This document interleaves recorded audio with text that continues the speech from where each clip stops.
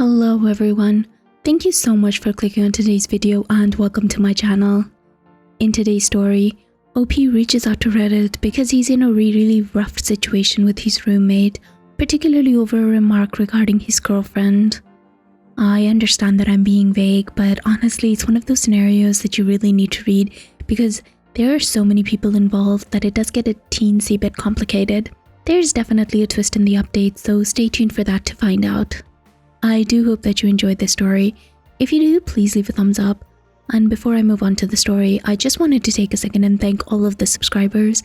Thank you so much, you guys are so wonderful. For those that are new, if you do like my content and would like to support me, I would really appreciate it if you could hit the subscribe button. Anyways, thank you so much for your time and onto the story. Am I the a-hole for kicking my roommate's fiancé out and saying that he can forget about sharing the new house? My soon-to-be aunt is quite generous with the family. When one of her investment properties was vacated unexpectedly, she asked me if I, a 22-year-old male, wanted to move in for basically free. It was a fully furnished duplex condo. As our lease ends in January and one of my roommates, Bill, a 25-year-old male, proposed to his girlfriend, I asked my other roommate, Varun, a 22-year-old male, if he wanted to move in. He agreed to pay all of the utilities and bills. My plan was to ask my girlfriend, Veda, a 23-year-old female, to move in with me soon. Since she and Varun are distant cousins and the condo being pretty big, it wouldn't be a deal breaker for her to share. But it all changed when Bill asked if he could move in with us till his wedding. Bill and his fiancée Beth, a 23-year-old female, want to save up to put a deposit on a bigger house. I agreed, since it was only until the wedding, which was in about 9 months. The final deal was, I won't charge them any rent and they'll cover all of the bills and utilities. We decided to keep our old place until the end of January and move in slowly. The incident in question happened when a few of our friends got together in the new condo to party and break in the new house. Beth was in full-on bride mode, planning everything. As her maid of honors and a few bridesmaids are in our friends group, every single one of our get-togethers is turning into wedding talks, and this was no different. Unlike Varun, who was born in the US, Veda is here in the States on an L1 work visa. She adjusted well, but sometimes she's like a fish out of water. Being a curious person, she politely either asks me or someone else to explain if she didn't understand something. Beth started bragging about how it's going to be a big wedding with 200 guests. Veda got genuinely confused and asked if it's really considered a big wedding. I said yes and left it at that, but one of the bridesmaids asked Veda if it's not considered big in India. She sheepishly said yes. When pushed further, she said that for her, big weddings mean an upward of over 2,000 guests. The bridesmaids were intrigued and started asking Veda about Indian weddings. Veda also got into it because she wanted to know more about American weddings. The topic turned to child-free weddings and Veda said that she's never attended one. Apparently, Indian weddings are mostly never child-free. I guess Beth got annoyed. She's having a child-free wedding, by the way, and started making snide comments such as how they, Indians, might not be able to afford babysitters. Veda grew uncomfortable. I finally had enough when Beth compared her own job with Veda's. I laughed in her face and I said that Veda makes more money than all of the others in the house combined, and then I asked her to leave. Bill then got involved and started making excuses about how she's stressed about the wedding, and if she leaves, Veda has to leave too as we share the house now. Now here's where I might be the a-hole. I said no, we didn't sign any agreement yet and he can forget about it, at least until Beth apologizes. OP then went on to add, sorry for some confusion. Veda didn't move in yet.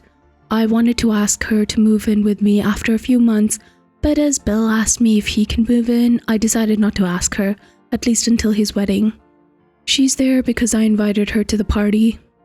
OP then also added, my initial agreement was with Varun. He'll pay all the bills, utilities, and maintenance charges, and I won't charge him rent. The total came up to be about 60% of what we're paying as rent on our old place individually. When Bill asked to move in, I didn't think much of it, but wanted to get an agreement ready for the next 9 to 12 months. My aunt's lawyer was drawing one up.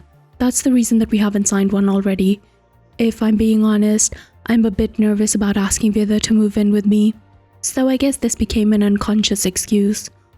Honestly, I never had a problem with him or Beth until now, which is why her comment came as a bit of a shock.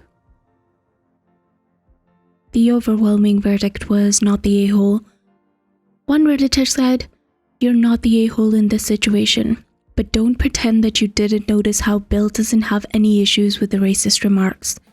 They're talking way more worse things behind your back." To which OP replied, "Honestly, I never had a problem with Bill or Beth, and she got along with our other roommate Varun just fine." When I asked Varun about it later, he said he too was shocked as Beth had never acted this way with him. If this incident hadn't happened, we would have been in the dark.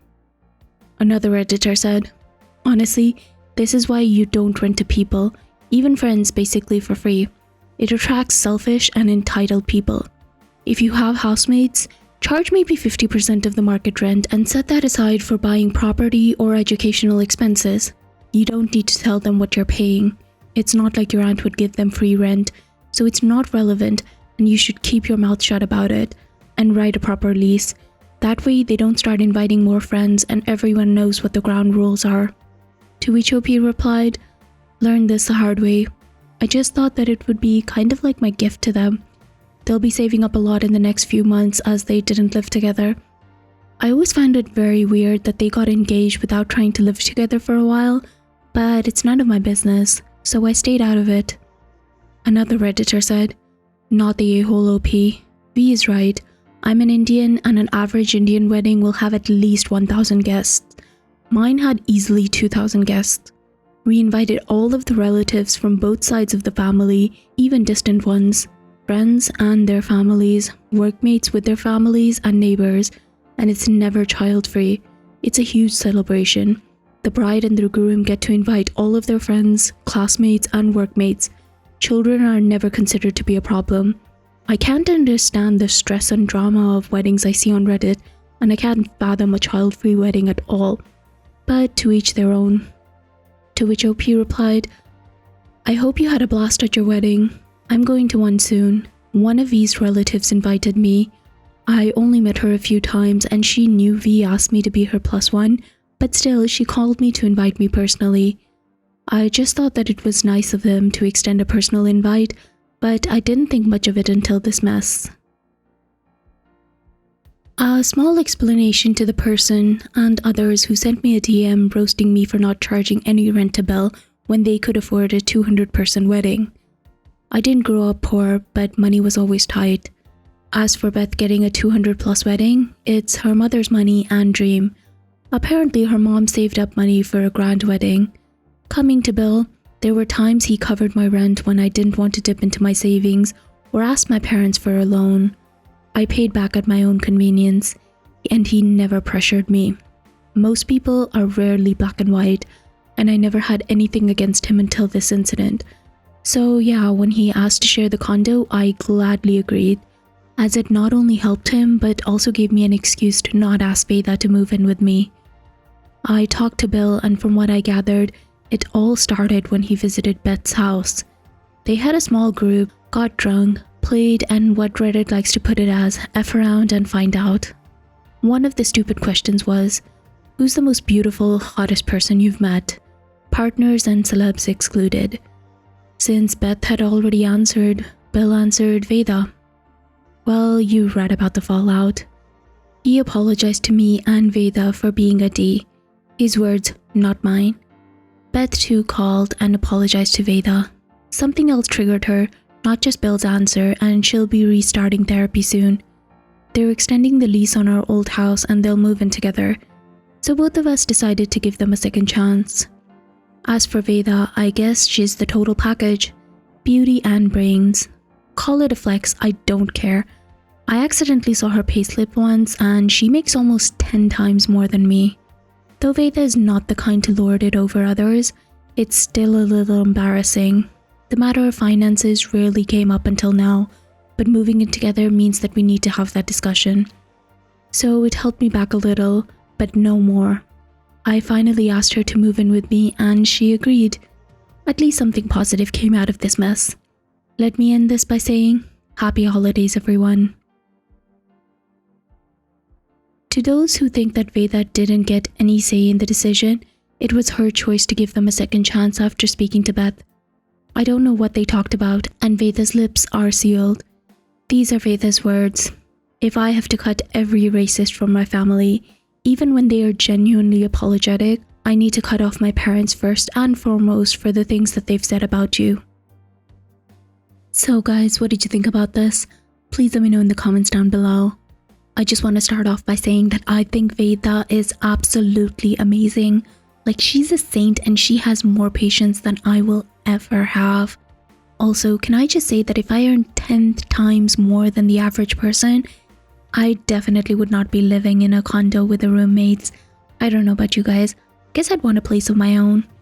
I am happy for her though, and I hope that she's happy. I do think that the situation with Beth and the boyfriend is a little bit in the grey zone.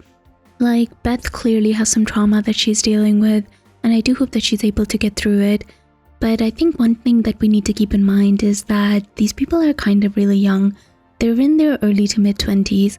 So I do understand if they're still sorting through some of that stuff, you know? Anyways, what did you guys think? Please let me know in the comments down below. If you did like this, I would really appreciate it if you could leave a thumbs up. And please subscribe if you'd like to hear more stories from Reddit with updates.